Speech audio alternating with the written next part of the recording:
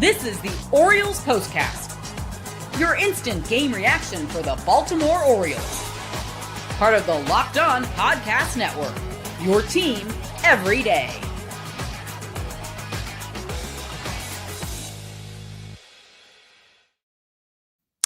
Good evening, everyone. It's Saturday night coming up on 10 o'clock on the dot on the East Coast. This is the Baltimore Orioles Postcast.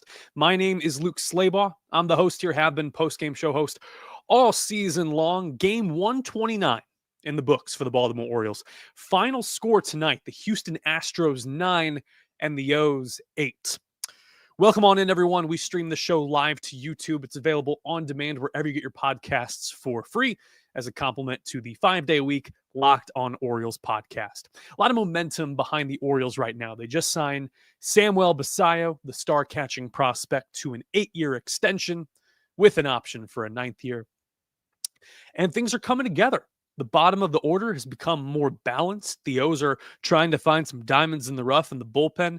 And after a sterling series in Houston, they drop the series with their third loss in a row. They'll try to salvage one game tomorrow afternoon. However, they drop this game 9-8. 4 home runs off Houston bats doomed them, and 2 comeback efforts wasted as the Orioles never led in this game. They erased 2 deficits. They are now 18-19 in one-run games and could not quite get over the hump against the Astros. Go ahead, leave a comment. Let me know your thoughts on this game. Be sure to like, subscribe. We've got daily Orioles content on this channel. If you're new to the YouTube, if you haven't subscribed, this is a great community of great people. Connor does an amazing job 5 days a week. I fill in the gaps doing the instant reaction and analysis. This is all shooting from the hip. We love to hear your comments as well. This is what you'll be talking about. Say what you want about interim manager Tony Mansolino. Of course, him referring to runs as points early on in his tenure as interim manager rubbed some fans the wrong way. Those press conferences sometimes can go sideways. However, he means well, and he appears to be a smart man, and he appears to be a caring, motivational teacher. That is all you could ask for a mentor to younger baseball players, particularly this young core of Gunnar Henderson, Jordan Westburg, Jackson Holliday, Jeremiah Jackson, et al. Colton Cowser. They need someone like that. And though the Orioles are well out of the fight, 11 games under 500 and 59-70 after tonight, he has them playing meaningful, passionate baseball. And that's something to be heralded. Doesn't mean he locks up the job after this season. However, it means that he's okay at this thing. And the Orioles have responded well. They come back from 2 deficits to tie up the game from 5-0 and then 7-5. And we'll start in the bottom of the first. The Orioles are trailing 5-0 for reasons we will get into in the second block. Jackson Holliday, patient at the plate. The worst thing you could do is roll over on a pitch, get out in front of one, try to swing early in the count against right-hander Christian Javier. Javier only went 3 innings against the Orioles back in Houston, left with an illness, and is coming off of arm surgery. So this is time to exploit, and they do. Jackson Holliday works a full count, walks. Jeremiah Jackson, been hesitant to swing. He walks. You got back-to-back walks to lead off the bottom half, and that's what the O's are in business for. They need base runners. You can't hit a 5-run home run. That's sometimes the knock against this team. The effort has never been in question. The effort has always been there.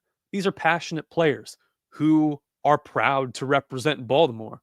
They are playing to their limits. Sometimes they fall into nasty, dirty habits, and we will call them out for it.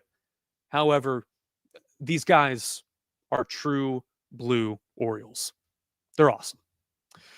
Gunnar Henderson coming up with a 14-game on-base streak. He hits a grounder past Ramon Urias, down past his glove. Back in my day, that would be called an E4. Got to get your body in front of that. He does not. It is ruled a single. Holliday scores. It's 5-1.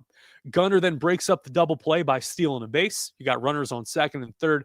Mountcastle strikes out. At that point, with Mountie having worked a full count, you have 1 out with 21 pitches already thrown by Javier. Colton Cowser, 2-2 count, gets a fastball over the plate at 89, rips it to right field for a single, 2-run score, and it's 5-3 after 1 inning. The O's take a big bite out of that deficit, and that's to be commended. Bottom of the second leads off auspiciously as well. Dylan Beavers rolls over on a 0-1 fastball. Gold Glover, first baseman for the Astros, Christian Walker, is ascending, coming out of a squat as he tries to flip to the pitcher Javier. It's an E3 as the ball goes high. Beaver steals second base on Vimael Machine's next plate appearance on a hit and run that wasn't quite hit, but the steal was clean as heck. Machine walks on 10 pitches. An incredible at-bat out of the 9-hole. Holiday bounces into an 0-2 fielder's choice. Machine out at second base. He got runners at the corners. Jeremiah Jackson fouls out to Victor Caratini, the catcher, on the first pitch. No need to be first pitch hitting when you're in the business of base runners here. Gunnar Henderson walks to load the bases for Ryan Mountcastle, who probably has his most fierce at bat as an Oriole this season. It's been an injury-shortened year for Mountie. But Javier continues to climb the ladder on him with 0-2 fastballs until he gets one that he tomahawks into center field. Up the middle, 2-run score to tie the game at 5. So 5 runs on 3 hits, and Mountcastle extends his hitting streak to 9 games. 101 exit velo. Dean Kramer would then give up the lead once more, as a run was scored in every inning through the first 5 from either side. Right-hander A.J. Bluebaugh on for Christian Javier in the bottom of the 4th. His third big league outing with 1 out. The first pitch to Jeremiah Jackson is a high-and-in fastball at 96. You want to talk about bat speed from this 25-year-old super utility guy. Cranks it. 108 off the bat, 440 to dead center. A solo shot cuts the lead to 1. And in the bottom of the 5th, Colton Cowser leading off a first pitch sweeper middle, hits a home run to right field for a second home run in as many games, 400 feet.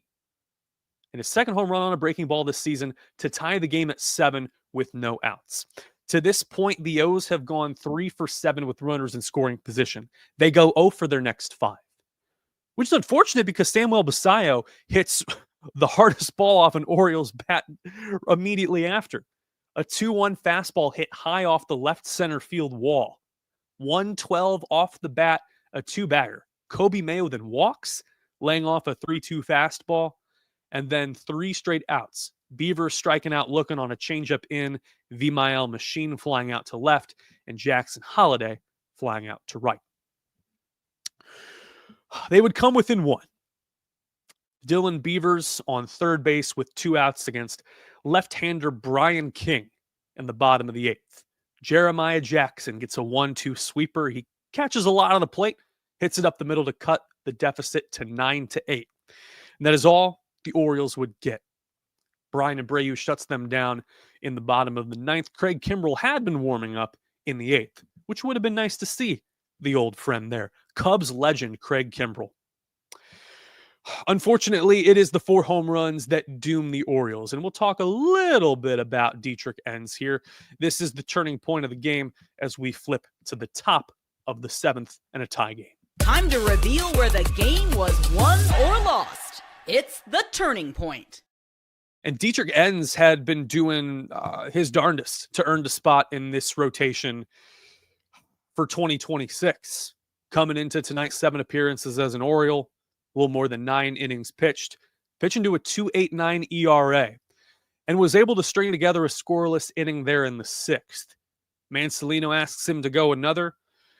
Starts out by getting Carlos Correa to line out to right field. Then Jose Altuve taking a cutter to left field for a single. Part of a 3 for 5 night with 2 runs scored for Jose Altuve. Jesus Sanchez, great deadline pickup from the Miami Marlins. Grounds out, a little dribbler in front of Samuel Basayo. So you got a runner at second base with 2 outs. Christian Walker, an 0-1 count, gets a hanging changeup, and with that short porch in left field, you can forget about it. Homers in 3 straight games for Christian Walker, the former Oriole, his 19th of the year, A moonshot makes it 9-7 for the Astros. And that would be the difference maker in this one. Coming up, we'll dissect Dean Kramer's outing. A whole lot of bad. His first real clunker in his career against the Astros. Some warning signs early in that. And we'll look ahead to tomorrow's series finale. Last time the O's will see the Astros this season. And that's all coming up after the break. This is the Baltimore Orioles postcast. Please stick with us. Big shout out to our friends at 5 Hour Energy. We love 5 Hour Energy. The transfusion flavor features grape, ginger, and lime in the shot. It's a great flavor. No alcohol included. It's kind of like that signature golf course drink. Whether you're out on the course or just need some caffeine, need that buzz, we've all been there. 129 games into this thing, we need it. And that's the thing. Not much of a golfer myself. However, I can always attest to 5 Hour Energy and the flavors. It's very smooth. I like to chill them up sometimes, put them in the fridge. Makes me feel a little extra special when I'm down in a caffeine shot. Golf's all about good times with good people and good flavors. Grape, ginger, and lime flavor of 5 Hour Energy Transfusion gives you the best parts of your clubhouse go-to without leaving the course, without chasing down the beverage cart. Now you can amp up the fun even more. Get this. Just buy, snap, and enter for a chance to win a dream golf trip for 2 to any golf tournament in the USA. Tee up the trip. Visit 5hewin.com for full rules and entry. No purchase necessary. Excludes the Masters tournament. Ends October 31st, 2025. Thanks to 5 Hour Energy for sponsoring this show.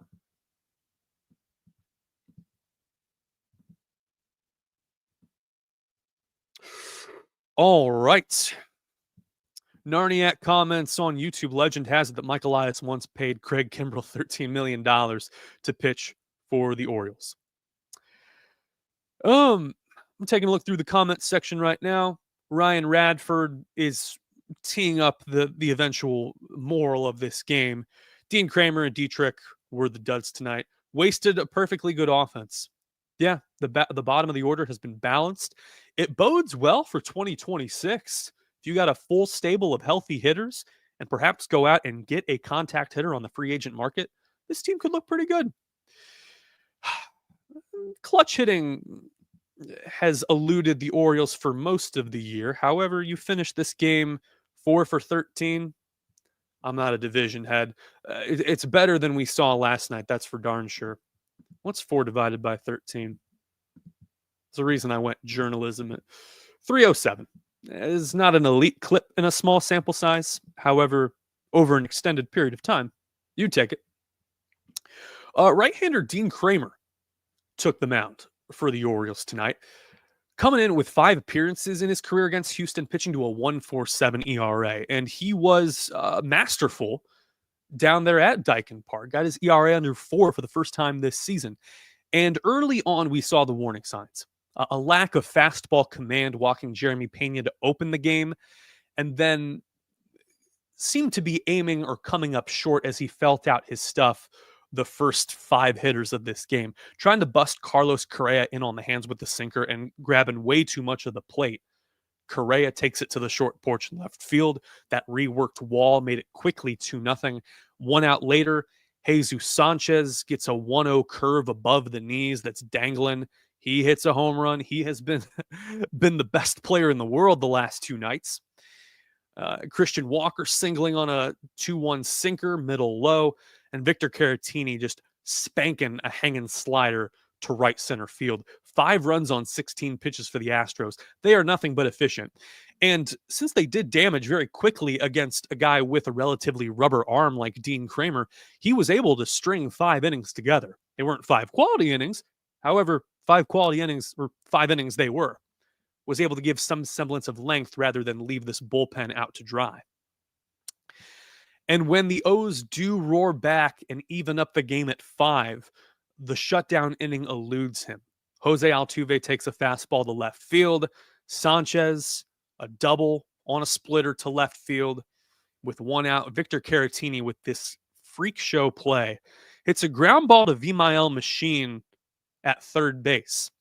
Altuve is doing the little dance there, bumbling back and forth, kind of bouncing on the balls of his feet. And Machine appears to give him a glance. However, there's no retreating. He's just static. Altuve is still working his way down the line rather than moving towards the bag and in foul territory. You are taught to look the runner back, as in there needs to be a direction and a pivot and a turn that way before you throw to first base. Machine hurries the play, gets the out at first, which is good. There's 2 outs in the inning. However, Altuve books it to home.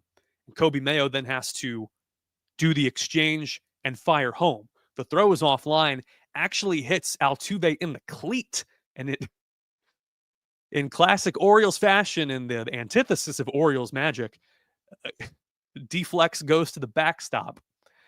Basayo has to recover it. And not only does Altuve score, Sanchez scores from second base. And it is a 7-5 ball game with 2 runs scoring on what is ruled as a throwing error by Kobe Mayo. It's just unfortunate. The final line on Dean Kramer: 5 innings, 7 runs, 6 earned, 1 walk that does come back and bite him. The very first plate appearance of the game, 4 strikeouts, 3 tater tots given up, and the ERA is back to 4.19. Good luck getting that bad boy down. The O's carry on, and they will look to take 1 game from this series from the Astros. It's a 1:35 first pitch on Masson. Who's on the bump? None other than the best pitcher in baseball. I'm talking about Trevor Rogers, the best pitcher in all of baseball. 12 starts, he is nails. 6-2 with a 1.41 ERA. His opponent is right-hander Spencer Arrighetti. It'll be 2 kids from New Mexico going up against it. 2 native New Mexicans, both born there. Rogers born and raised in Carlsbad, and Arrighetti born in Albuquerque. Arrighetti pitching to a 1-4 record and a 6.94 ERA. Looking to it and looking forward to discussing all of it with you guys. Again, if you're new here, if you're unsubscribed to Locked On Orioles, if you got a favorite team here, if this is your first time, go ahead, hit that like button, subscribe. We've got daily Orioles content. Got that good reaction video from Connor yesterday on vacation about the Basayo extension. There's a lot of good things going on here. So I want to thank you so much for sticking with us. 130 games almost into this season, and so many more. There have been everyday listeners for years now since this became a thing. I want to say thank you so much for listening on this Saturday night at 10:17 Eastern Time. The final score tonight, the Houston Astros 9 and the Baltimore Orioles 8. Good night. Stay safe. I'll see you right back here tomorrow night.